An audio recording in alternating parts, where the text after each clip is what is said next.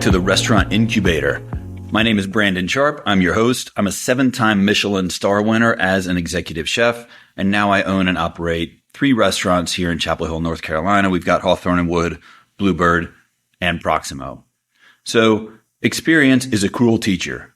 She gives you the test first and the lessons later. Well, I created the Restaurant Incubator so that when you are tested by the restaurant industry, you'll have had the lessons already and you will know the answers. Today, we're going to talk about plan to process to profit. Now, this is a useful paradigm that I think we should look at the restaurant, or it's a virtuous cycle that I think we can apply to almost every aspect of the restaurant process and restaurant operations, but it's especially useful over the long arc of restaurant opening. So no doubt you have recently heard or read the business-esque buzz phrase that you can only control inputs, you can't control outcomes. So this may give you faith in the act of pressing your heroic, stoic shoulder to the wheel and simply hoping for the best, sort of an if you build it, they will come belief. And that's a belief that I've come to realize is naive in business. And it's a bit reckless, frankly. And contrast that with what Cal Hockley, the bad guy in Titanic, said when he said, I make my own luck. And so in that movie, that sentiment is presented as sort of a Gilded Age manifest destiny moment, right?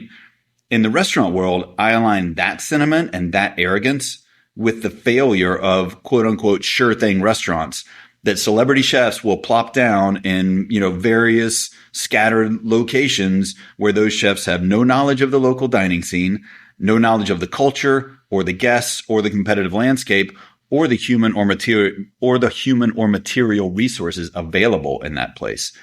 So is either one of those approaches right? Well, I'm going to say that both statements are partially true, and they are neatly summed up by Branch Rickey, the legendary Dodgers owner. And he said, luck is the residue of design.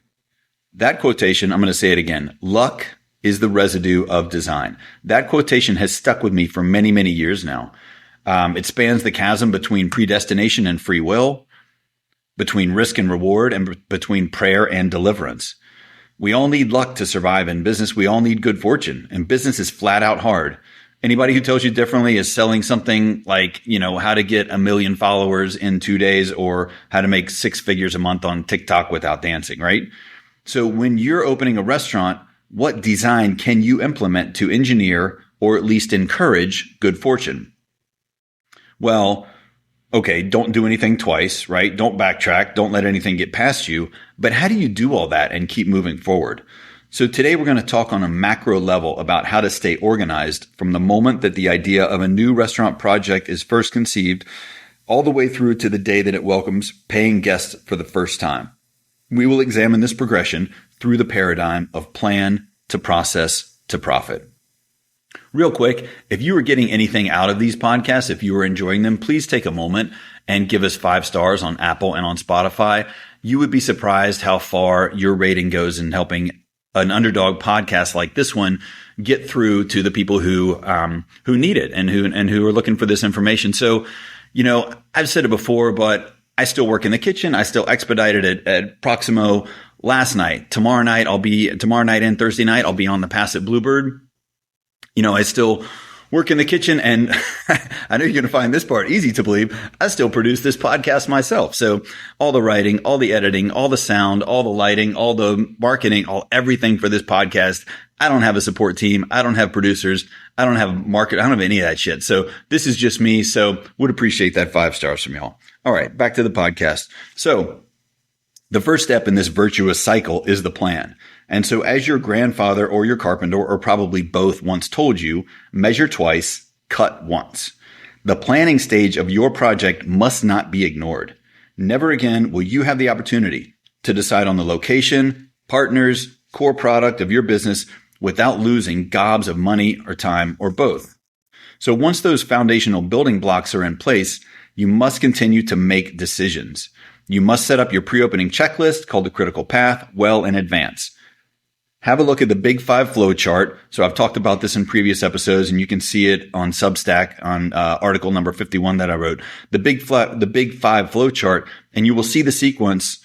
You will see the sequence for and some of the milestones that you need to hit in each of these areas of pre-opening. The critical path will help you keep them in order, and crucially, They will assign a date to each of those tasks, and they'll assign a person. Next up is the process. So once you've got the plan, you move on to the process. This is where self-discipline, especially in the pre-opening stages of your restaurant, is crucial to your future success. No one's watching. There's no kitchen to cook in. There's nothing to taste. You've got the menus all written, but there's nowhere to cook them. There's no guests to serve. And so there's none of that stimuli and none of those responses that make it so gratifying to work in a restaurant day after day, hour after hour. None of those things that challenge you and inspire you are there. And there's just the critical path. Task after task, they must be executed and they must be crossed off. So at this point, you're maybe a few months out from opening, and the display, like the possibility of procrastination at this point is absolutely stratospheric. And so it's this time period when self-discipline is so crucial. You must hold yourself and the rest of the team to the deadlines that are set on the critical path. Of course, there's going to be unforeseen delays you can do nothing about. During this time, you can control maybe 30% or so of what's going on. And the other 70% is just how you respond to the challenges, delays, problems, hurdles, changes that you face, and keep moving forward. So you must make sure that you are never the choke point in this process.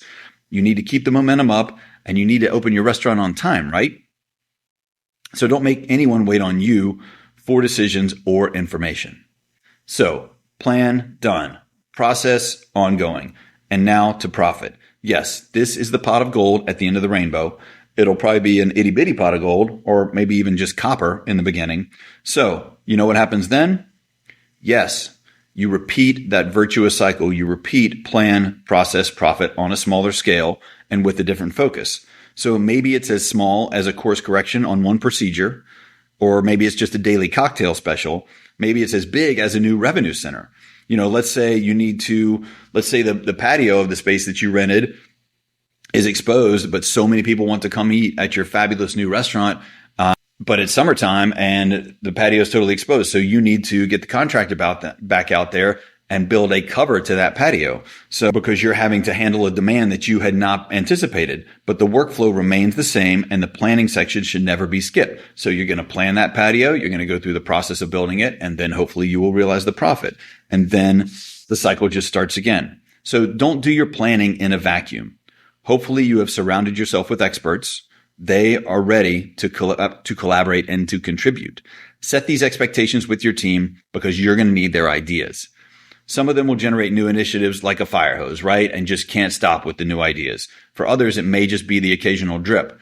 But the plan, process, profit model will make their creative idea stream manageable and actionable. If you don't hold them to it, you'll end up with many half-baked ideas that were sold to your guests too soon, as well as other potential winners that never made it past the talking stage because no one put the work into the planning. So don't ever let your guests be guinea pigs, right? Anything that makes it out of the kitchen door or makes it across the bar should have been planned, should have gone through the process of recipe writing and testing, and it should have been approved by you probably, or by your managers if you have delegated such responsibility to them before it ever gets to a paying guest. So don't use your guests as guinea pigs.